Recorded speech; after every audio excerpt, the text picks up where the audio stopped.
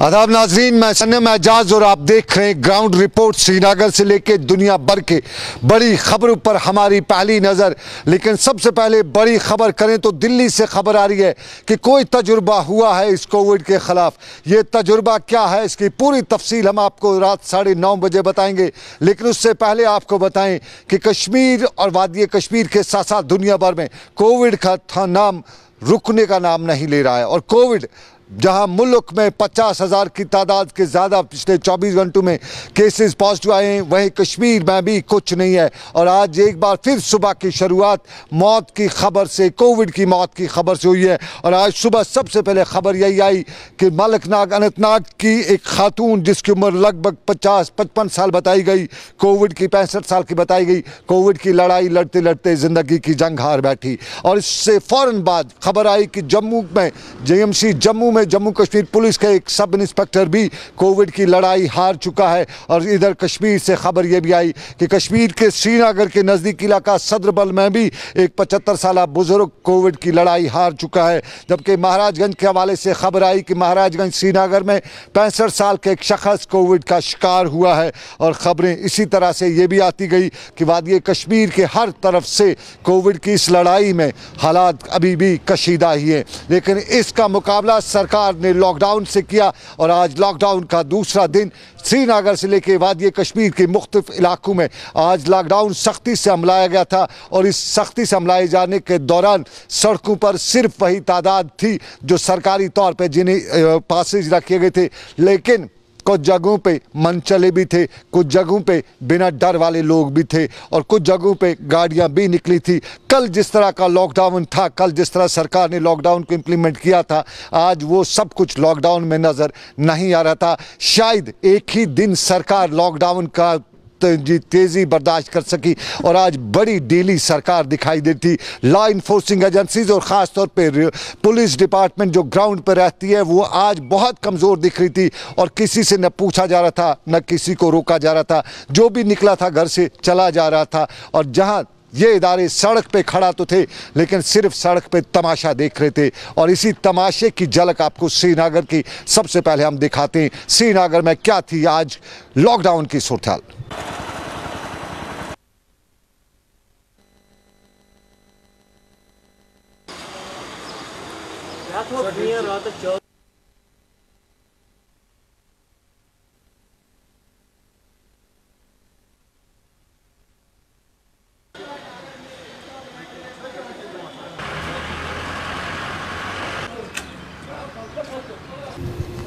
श्रीनगर की ये झलक लॉकडाउन की, लेकिन वादी कश्मीर के दूसरे हिस्सों में भी इसी तरह की खबरें आ रही हैं।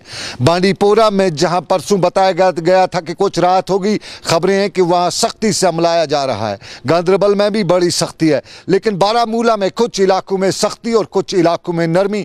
यूं कहें तो लॉकडाउन को सरकारी तौर पर मिले जुले रद्द-ए-अमल के साथ ही इम्प्लीमेंट किया जा रहा है। बारामूला की झलक भी आपकी नज़र। अपने घरों से न निकले।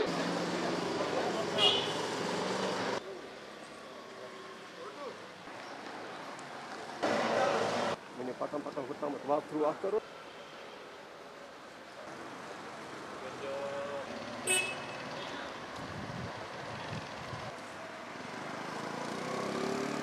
ये बारामूला की झलक, लेकिन बारामूला के साथ साथ वादी कश्मीर के दूसरे हिस्से भी हैं। सबकी एक एक झलक के साथ साथ आपको हम ये भी दिखाते हैं कि बडगाम की क्या सूरत-ए-हाल थी। बडगाम में भी आज इंतज़ामिया के पुर्जे थोड़े ढीले हो गए थे। लॉकडाउन जिस तरह से कहा जाता है होता है वो नहीं था। और वहाँ ग्राउंड पे फोर्सेस के लोग जो थे पूरी तरह से इम्प्लीमेंट नहीं कर रहे थे। पटन में भी लॉकडाउन था और पटन के साथ साथ त्राल के इलाकों में भी लॉकडाउन था। और ये सारी सूरत-ए-हाल पूरी वादी कश्मीर के मुख्तलिफ इलाकों में। लेकिन सबसे पहले हम राजौरी चलते हैं। राजौरी में दो खबरें हैं हमारे साथ, और इन दोनों खबरों पे हमारे साथ इस वक्त जमशेद मलिक हैं। जमशेद, आपसे जानना चाहेंगे कि क्या थी लॉकडाउन की सूरत-ए-हाल, पहले वो बताइए, उसके बाद दूसरी खबर का सवाल भी आपके पास आएगा। जी सनम, राजौरी में कोविड-19 के केस दिन ब दिन जिस तरह बढ़ रहे हैं, देर रात को 21 मजीद पॉजिटिव आए और इस तरह कुल मिला के 500 से पार 500 से 17 के आसपास चला गया है। ये इनकी हद जो पॉजिटिव आए हैं, उसके बाद सख्त लॉकडाउन राजौरी में लगातार पिछले 15 दिन से देखने को मिल रहा है। आने जाने वाली गाड़ियों पर पाबंदी आयद है, खारदार तारें पूरे शहर में बिछा दी गई हैं, किसी को आने जाने की इजाजत नहीं है। ये इंतजामिया की तरफ से जरूर अब कदम उठाया गया है कि मेडिसिन की दवाइयों को खोलने की इजाजत वक्त के लिए जरूर दी गई है, क्योंकि राजौरी में कोविड-19 के केस दिन ब दिन पूरे शहर के साथ साथ गिरदोनवा में भी बढ़ना शुरू हो गए। देर रात को भी एक पॉजिटिव केस ऐसा सामने आया है जो लंबेड़ी मेन ब्रांच है जम्मू कश्मीर की, उसका मैनेजर भी पॉजिटिव आया है, एक दुकान मेडिसिन दुकान का मालिक भी पॉजिटिव आया है और कई लोग और भी पॉजिटिव आए। इसमें अब ऐसे पॉजिटिव लोगों की तादाद ज्यादा हो रही है जिनकी कोई ट्रैवल हिस्ट्री नहीं है, बल्कि ये क्लोज कांटेक्ट में आए, और कई ऐसे पॉजिटिव सामने आ रहे हैं जिनकी कोई ट्रैवल हिस्ट्री नहीं है, ना ही किसी क्लोज कांटेक्ट के साथ उनका राब्ता हुआ।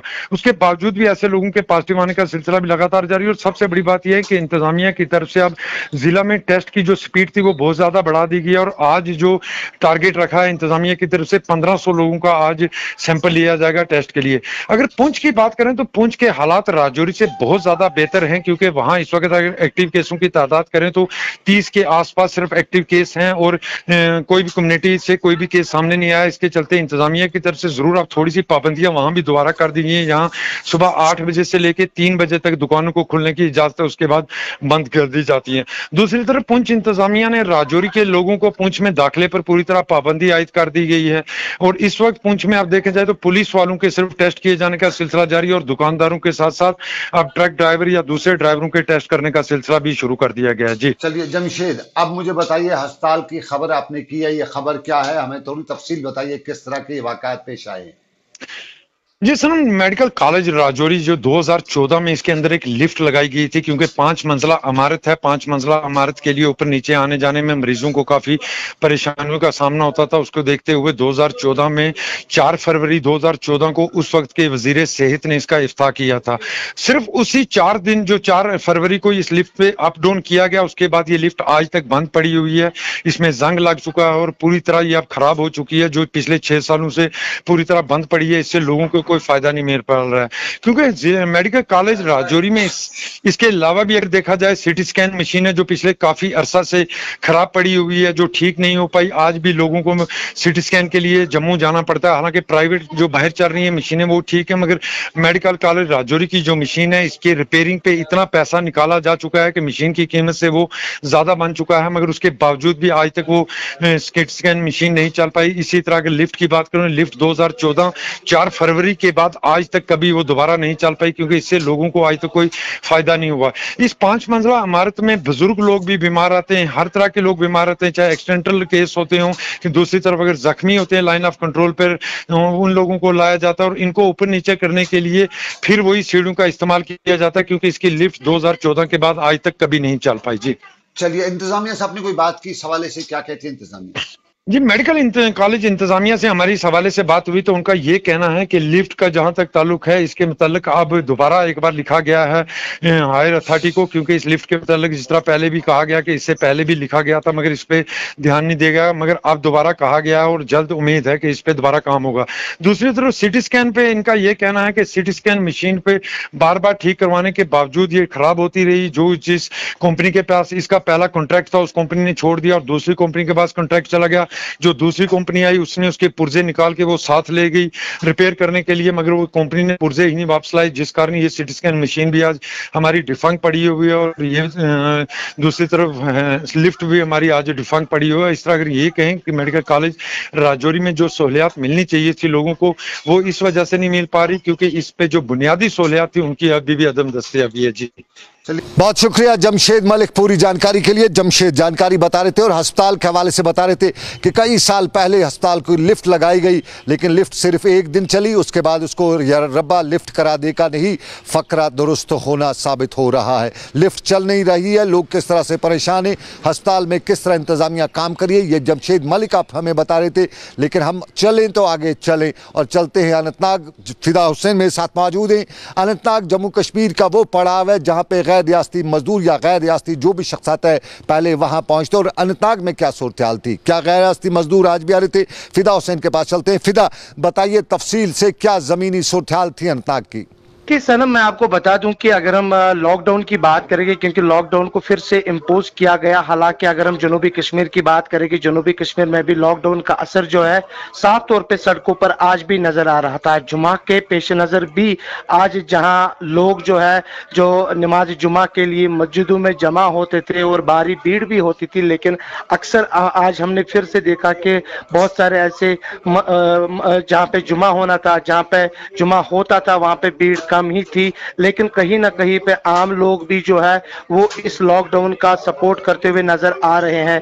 मैं बता दूं आपको कि अनंतनाग की सूरत हाल की बात करेंगे, अनंतनाग में भी आज सुबह से ही लॉकडाउन जो है वो नजर आ रहा था, जबकि यहाँ पे एक जो 65 साल औरत है उसकी भी मौत हुई सुबह कोविड-19 की वजह से। बताया गया कि उसके बाद यहाँ पे एक बार फिर जो है वो तशवीश की लहर जो है फिर से दौड़ पड़ी सुबह, जब ये बुरी खबर जो है जब सामने आई। लेकिन मैं बता दूं आपको यहाँ पे कि हर रोज कहीं ना कहीं पे जनूबी कश्मीर हो या सेंट्रल कश्मीर हो या बाकी जो भी जितनी भी जगह है वहां से कहीं ना कहीं पे अब बुरी खबर जो है हर रोज जो है यहाँ पे लोग जो है सुनते आ रहे हैं। लेकिन लोगों को भी चाहिए कि वो बिना मास्क के बाहर ना आए, अगर वो बाहर आते भी है तो मास्क पहन के ही वो बाहर आए। अगर वो कहीं पे जमा भी होते हैं तो वहां पे लोगों को समझाए कि आप वहां पे जमा ना हो जाए, क्योंकि इस वक्त कोविड-19 ने अपना कहर जो है वो यहाँ पे जारी किया है और ये वायरस पता नहीं है किन किन लोगों के यहाँ है और किस किस को है। और कहीं ना कहीं पे आप लोगों को भी समझना चाहिए कि अगर कोविड-19 को हमें हराना है, कोविड-19 से अगर हमें लड़ना है, तो हमें वो एसओपी जो है जो पहले ही जारी की गई है उसका फॉलो करना चाहिए। और अभी भी कुछ ऐसे लोग हैं जो कि फॉलो करते हुए नजर नहीं आ रहे, जो कि बिना मास्क के अभी भी निकलते हैं, जिनके चेहरे पे डर भी नहीं है कि ये कोविड ने कितना कहर मचा है। लेकिन अब कहीं ना कहीं पे लोग जो है अब अंदर ही अंदर जो है उनके अंदर यही तशवीश है कि अब हर रोज कहीं ना कहीं पे किसी न किसी की मौत जो है कोविड-19 की वजह से हो रही है। लेकिन अब वक्त आ चुका है, वक्त आ गया है जब हमें संभलना चाहिए, जब हमें समझना चाहिए कि इस जंग में अगर हमें जीतना है तो फिर हमें एहतियात बरतने की जरूरत है। फिदा, एक और मामला जो है जो हम आपसे जरूर जानना चाहेंगे, या हमारे व्यूवर्स को जरूर बताइए कि यूजुअली पिछले कुछ दिनों से बताया जा रहा था कि जम्मू श्रीनगर हाईवे पे बड़ा रश है, गैर रियासती मजदूर आ रहे हैं, बाकी कुछ मामला बहुत से थे, कुछ सियासत भी करे थे, तो इस वक्त क्या है सूरत हाल? क्या गैर रियासती मजदूर इस वक्त भी आ रहे हैं या कुछ कमी आ चुकी है? देखिए, बहुत ज्यादा कमी जो है वो आज उधर जवाहर टनल के इस पार जो है नजर आ रही है। हालांकि पहले कुछ दिनों में जो गैर रियासती मजदूर जो काम के लिए यहाँ पे आ रहे थे उनकी भीड़ जो है काफी ज्यादा थी और उनकी जो टेस्टिंग है वो वहां पे होती थी। तो उसके बाद जब तक उनका टेस्ट जो है नहीं आता था तब तक उनको यही कहा जाता था कि इनको आप अपने वहां रखिए, बाहर इनको काम करने के लिए इजाजत नहीं देना तब तक जब तक इनके रिपोर्ट जो है सामने नहीं आएंगे। लेकिन यहाँ पे बात यही है कि अब वो रश जो है नहीं नजर आ रहा है जवाहर टनल के इस पार। तो कहीं ना कहीं पे खुद भी अब लोग इस बात को समझ रहे हैं, क्योंकि अब इस कोविड ने यहाँ पे जिस तरह से अपनी पकड़ जो है वो बना ली है, अब इस पकड़ को हम कैसे छुटकारा पाएंगे इससे लोगों को ही संभलना चाहिए। बहुत शुक्रिया फिदा हुसैन पूरी जानकारी के लिए। और फिदा के साथ साथ आपको नाज़रीन बताते चलें कि और भी मामला थे। बाहर से गैर रियासती मजदूरों की तादाद 15,000 से ऊपर है। वादी कश्मीर के मुख्तलिफ हिस्सों में भट्ठों पे काम करें, लेकिन उन भट्ठों पे क्या उन्हें बुनियादी सहूलियात मौजूद है?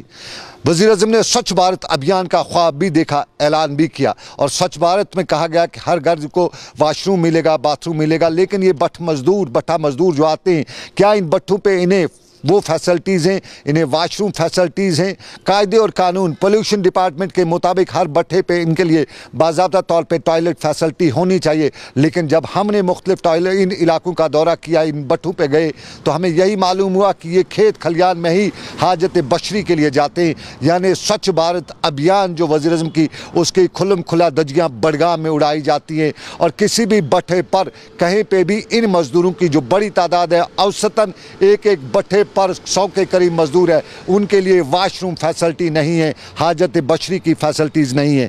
ज़रा ये भी ज़रूरी है इंसान के लिए और इस पर गौर करना भी है। एक छोटी सी बात हो सकती है किसी के लिए कि फैसिलिटी नहीं है, लेकिन बात बड़ी है क्योंकि पूरे इलाके के खेत खलियानों में ही इन्हें सुबह के वक्त जाना पड़ता है। वो अलग बात है कि इस बडगाम के बट इलाके से रेलवे ट्रैक नहीं गुजरता है, वरना ये सारा मामला रेलवे ट्रैक पे ही गुजारा जाता है। लेकिन इसके साथ दूसरा मामला और कश्मीर के हालात में गांदरबल कल की खबर कि शौहर ने अपनी शरीक हयात का कत्ल किया था और आज गांदरबल के दरियाई सिंध से एक लाश मिली है जिसका दड़ नहीं था, सर नहीं था, टांगें ही थी और इस लाश की शिनाख्त नहीं हो सकी है। मुकामी लोगों ने दरियाई सिंध में ये लाश देखी, उसके बाद उसे निकाला गया तो मालूम हुआ कि सिर्फ टांगें हैं, दड़ नहीं है। एक अलमिया कश्मीर का कि अब ये भी बिना सर और दड़ के लाशें मिलती हैं। पुलिस ने इस मामले में तहकीकात शुरू कर दी हैं और बताया जाता है कि इसकी शिनाख्त जो है दड़ के ज़रिए की, DNA के ज़रिए की जाएगी। लेकिन सियासत के मुद्दे भी हैं और सियासत के मुद्दे में 4G का आपको मामला मालूम ही होगा। कल बताया गया कि एक लंबी लाइन है 4G के हवाले से, लेकिन आज जम्मू में सईद अल्ताफ़ बुखारी जो अपनी पार्टी के सदर भी हैं ने प्रेस कॉन्फ्रेंस के दौरान जहां कश्मीर के हालात का भी वाविला किया, वहीं 4G पर भी सवाल उठाए और 4G के साथ साथ रेस्टोरेशन ऑफ जम्मू कश्मीर की जो रियासत है उसकी वापसी का मुतालबा भी दोहराते हुए कहा कि इन हालात और मामलात में कश्मीर के हालात को सुलझाने है तो कुछ न कुछ करना ही पड़ेगा। जम्मू में सईद अल्ताफ़ बुखारी की प्रेस कॉन्फ्रेंस। अफसोस की बात है कि कोविड की आड़ में सब चीज़ को पीछे धकेला जा रहा है। हमारे स्कूलों का हाल, बच्चों का जो कैरियर है बिल्कुल ख़त्म हो गया है। वैसे ही हम 5 अगस्त से पहले हमें कहते थे आप बंद हो, अब लॉकडाउन उसको नाम हो गया। पहले क्रैकडाउन था, अब लॉकडाउन है। फ़र्क खाली C और L की आ गई और कोई फ़र्क नहीं है। 4G हमारे लिए अब मुझे लगता है ऐसी चीज़ बन गई है जैसे हम चांद सूरज ढूंढ रहे हैं। हमारे बच्चे कैसे पढ़ेंगे? जो हमारे बच्चे बाहर से आए, बाकी यूनिवर्सिटियों में पढ़ रहे थे, बाकी कॉलेजेस में पढ़ रहे थे, प्रोफेशनल कॉलेजेस में पढ़ रहे थे, ऑनलाइन उनके क्लासेस चल रहे थे, लेकिन हमारे बच्चों को उससे भी महरूम किया गया है। मेरी पुरजोर अपील है हिंदुस्तान के होम मिनिस्टर से जो इस वक्त बराह रास्त हमारी सरकार को चला रहे हैं कि सज़ा की एक इंतहा है, इस इंतहा को अब ख़त्म करिए। कम से कम बच्चों को 4G दीजिए ताकि इनके कैरियर और ख़राब ना हो जाएं। हमारे बच्चे कुछ विदेश में पढ़ते थे, वो भी वापस आ गए हैं, उनके क्लासेस भी ऑनलाइन चल रहे हैं, लेकिन मोटी मोटी फीसें देकर भी वो महरूम है, वो अटेंड नहीं कर पा रहे हैं क्योंकि 4G अवेलेबल नहीं है। एक और बात जो मैं कहना चाहता हूँ, एक मुनज़्ज़म कोशिश हो रही है कि 72 साल की जो सियासत रही है कि कश्मीर को जम्मू से लड़ाओ और जम्मू को कश्मीर से लड़ाओ, फिर तरह तरह के डिसीजंस में ऐसा करने की कोशिश की जा रही है। अपनी पार्टी इसीलिए वजूद में आई है क्यों आज कोई विवाद नहीं है। जम्मू की अवाम चाहती है कि हमारी स्टेटहुड बहाल हो जाए, कश्मीरी अवाम चाहती है स्टेटहुड बहाल हो जाए, जम्मू की अवाम चाहती है कि हमारे लैंड्स की राइट्स हमारे पास ही रहें, जॉब्स हमारे पास रहें, यही कश्मीरी चाहते हैं। आज कोई विवाद इमोशनल नारा नहीं है। मेरी आपके माध्यम से दोनों खित्तों के अवाम से गुजारिश है कि किसी के भी जज्बाती नारों में ना आइए, और जो साजिशी अनासिर आज भी कुछ ऐसे फैसले कर रहे हैं कि ये 2 खित्ते आपस में लड़े, मैं उनको भी कहता हूं कि आपकी साजिश अब कामयाब नहीं होगी। ये आज 72 साल बाद का जम्मू कश्मीर है। आज की जो लोग यहाँ हैं, जो आज की यूथ यहाँ है, उन्हें मालूम है उन्हें क्या चाहिए। उनकी तरजीह इमोशनल नारे नहीं है, उनकी तरजीह डेवलपमेंट है, उनकी तरजीह है उनकी एजुकेशन और उनकी तरजीह इस रियासत की तरक्की। और उसमें मैं उन सब का साथ चाहता हूँ। आज अपील करता हूँ सबको कि आज एक ऐसी पार्टी आपके सामने आई है जो कोई इमोशनल नारा नहीं, एक ही नारा कि हम एक हैं, चाहे जम्मू वाले हैं, चाहे कश्मीर वाले हैं, चाहे किश्तवाड़ वाले हैं, चाहे डोडा वाले हैं, चाहे राजौरी वाले हैं, पुंछ वाले हैं, या कुपवारा वाले हैं, या अनंतनाग वाले हैं। हम एक ही रियासत के बाशिंदे हैं और हमारी रियासत ली गई है, हमें मिल के ये रियासत वापस लानी है। ये सबसे बड़ी तरजीह है। उसके बाद इमीडिएटली एक इलेक्शन किया जाए, डेमोक्रेटिक इलेक्शन। हम नहीं कहते हैं कोई चोर दरवाजे से किसी को नहीं, हम कहते हैं लिया जाए। हमें हक है जो पूरे हिंदुस्तान में है डेमोक्रेसी हमें भी दी जाए। We have right enshrined rights in the constitution of India, हमें क्यों रोका जा रहा है? चलिए, सियासत के गलियारों में गूंज और सरकारी सत्ता पे ना सही, लेकिन ज़राया कहते हैं कि कुछ सियासतदान जो नज़रबंद हैं, जो गिरफ्तार हैं, उन्हें ईद से पहले रिहा भी किया जाएगा। लेकिन कश्मीर में आज भी बहुत से लोग हमसे यही बात बता रहे थे कि कश्मीर के नौजवानों की एक बड़ी तादाद मुल्क की मुख्तलिफ जेलों में बंद है, नज़रबंद है, कैद है। उनकी रिहाई के लिए सरकारी सत्ता पर कोई इकदाम नहीं उठाए जा रहे। जोधपुर से लेके यूपी, आगरा और दूसरी जेलों में कश्मीरी बंद हैं और पिछले 1 साल से 5 अगस्त से ये कश्मीरी वहाँ कसमपुर्सी के हालत से दरगुजर हो रहे हैं। और आज यहाँ वालिदैन ने हमें बताया कि उनकी रिहाई फ़ौरन की जाए, और रिहाई के साथ साथ कुछ कहते थे कि अगर रिहाई सरकार उसको लंबा खींचती है तो कम अज़ कम उन्हें वापस कश्मीर शिफ्ट किया जाए। ये कश्मीर के लोगों की आज की अपील। लेकिन इसी अपील के साथ कल बताना चाहेंगे कि रियासत के गवर्नर ने सड़कों के खाका बदलने की एक शुरुआत करते हुए बताया कि 400 करोड़ रुपये का नया पैकेज जो है मैग्डमाइजेशन के लिए दिया जाएगा। लेकिन उसमें भी कहा जाता है कि लंबा वक्त लगेगा। लंबा क्यों लगेगा?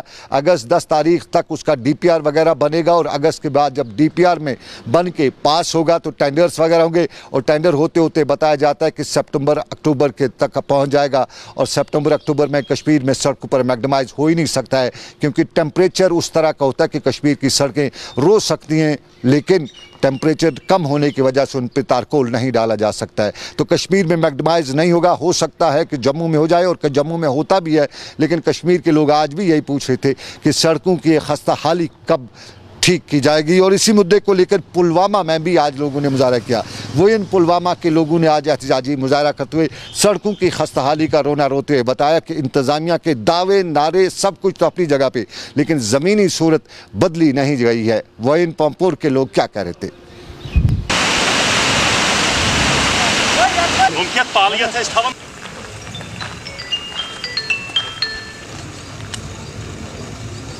मे जनाब कोर कमरस दोद यक जन गज पत वो तमो चोन यून जरूरत कहें, ये हालात खराब, ठेकेदार वनकस सिडर पत करो गोच कम। आज जनाब आज तान तह गई मजबूर गुलिस्तान न्यूज गुजारिश करनस सान मुतालबा वात तो कुन। बह जनाब 15 फेर कर DC यस, सो मीटिंग में DC साहब मीटिंग में गोस एडिशनल DC यस, तम दितुम लिखित एग्जानस पे, एग्जान कोर ना कहीं गौरा। सोन गुजारिश चीज दीतन दोब पिरित अत रतन मैगडम बी दीतन नलक लाइन बी हतस चूलस शेट के ट्रांसफार्म खस्त गोमुत। जनाब कर गवर्नरस अपील, बाकी गए सारी तसलिया खुद गवर्नरस योर गई मशीरन तहदन तमो तोर कहीं तवज्जो। गवर्नरस अपील कर गुजारिश कर मेहरबानी कर धर्मक पास कर सानिस गामस मज कह नजर सानी। वहीं पापोर के लोग सड़क की खस्ता हाली को लेकर परेशान, लेकिन बारामूला के कानसपोरा के लोग भी, सिंहपुरा के लोग भी तामीर और तरक्की का रोना रोते बता रहे कि तामीर और तरक्की के नाम पर महकमू ने बड़ी रकूमात खर्च की हैं, लेकिन उन रकूमात को वाकई ज़मीनी तौर पर ज़मीनी सतह पर पूरी तौर पर खर्च नहीं किया है, वरना बारामूला की सरकारी इमारत का ये हाल नहीं होता। इरशाद अहमद हमारे नुमाइंदे बारामूला में के हैं, और उनने वहाँ सिंहपुरा की एक सरकारी इमारत का खदखाल कुछ इस तरह से बयान किया है। देखेंगे कि यहाँ एक हॉस्पिटल की बिल्डिंग है डॉक्टर की, और ये पिछले 15 साल से ये बिल्डिंग इसी तरह पड़ी है, और इस पर भी 20 लाख रुपए उस वक्त प्रोजेक्ट इस पर लगा हुआ था, मगर बस इसी यूं का तू है। और इसमें अब इस वक्त लोग गंदगी फैलाते हैं, चारवाई छुगना तिम और भी बहुत से काम हो रहे हैं, ये नाजायज़ काम यहाँ होते हैं। शाम को अगर आप देखोगे यहाँ चर्च पीते हैं लोग, और मतलब ये हमारी बदकिस्मती है। बहुत मुश्किल की ज़िंदगी हम जी रहे हैं, और चाहे वो सिख है, मुसलमान है, पंडित है, हिंदू है, यहाँ सब कम्युनिटियाँ रहती हैं, पंडित भी हमारे साथ रहते हैं यहाँ, मगर they are living a very hard life, very tough life.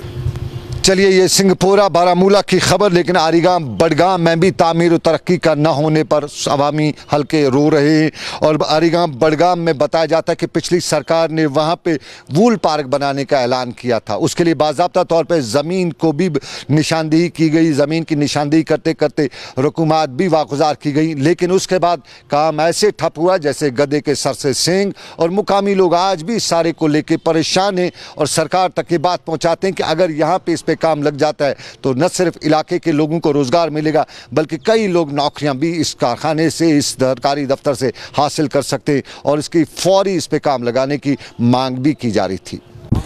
गवर्नमेंटन पत्म लट वूल पार्क गोमुत अलॉट योर अत पोस त्रमत लेकिन वनिक तान लग नस वनिक तान कि वाते योर रोजगार बेरोजगार पढ़ित लिखित बेरोजगार ये इलाकस मज तम गए इलाक योर शालनाट फ्रेसवाड आरगाम योर बुगरू क्रमशर खान सोबन नजदीक योर योर बेरोजगारी खत्म अगर ये लागन तो योर ये मुश्किल गए हल तो बाकी वसलाम।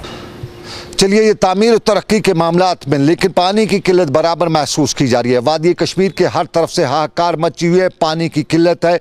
शहरों में पीने के साफ पानी की किल्लत है तो गांव देहात में सैराबी पानी के साथ साथ पीने के पानी की किल्लत है।